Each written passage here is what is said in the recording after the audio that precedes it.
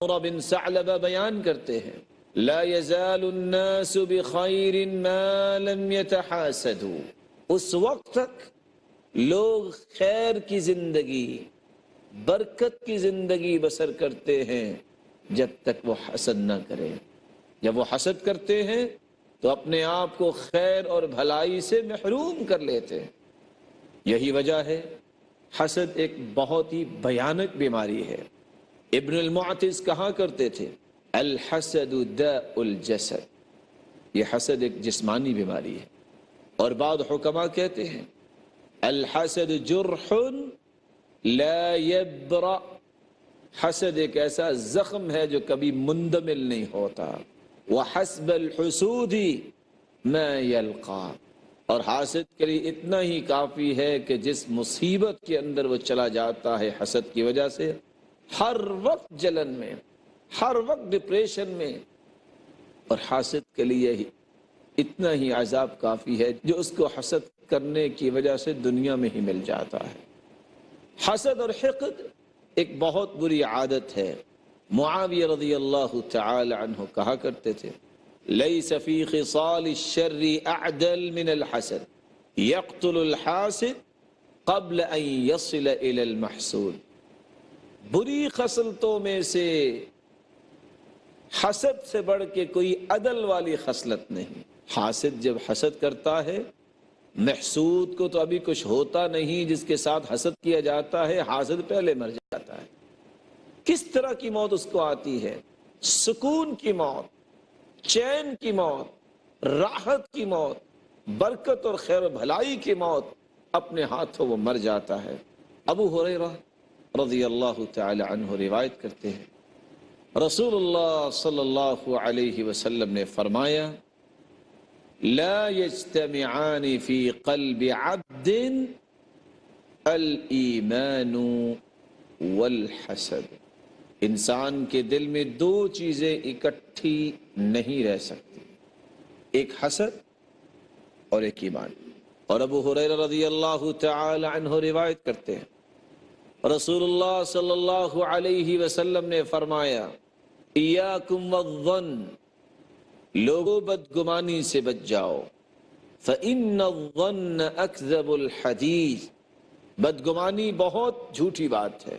ولا تجسسوا، اور جاسوسی نہ کیا کرو، ولا تحسسوا، اور کسی کے خفیہ معاملات کی ٹو نہ لگایا کرو، ولا تنافسوا، اور مقابلے بازیاں نہ کیا کرو، ولا تحاسدوا، اور آپس میں حسد نہ کیا کرو، ولا تباغضوا، اور اپنے دلوں میں ایک دوسرے کے بارے میں بغض نہ رکھا کرو، ولا تدابروا، اور نہ ہی کسی کی غیبت کیا کرو، وَكُونُوا عِبَادَ اللَّهِ إِخْوَانًا، اور اللہ کے بندے بھائی بھائی بن جاؤ۔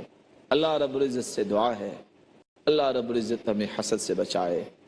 ناظرین کرام، ابھی چند لمحات آؤ، رسول اللہ صلی اللہ علیہ وسلم نے تو یہاں تک فرمایا ان النمیمہ والحقد فی النار لا یجتمعان فی قلب مسلم، چغل خوری اور حسد، اس کی وجہ سے انسان جہنم میں جائے گا۔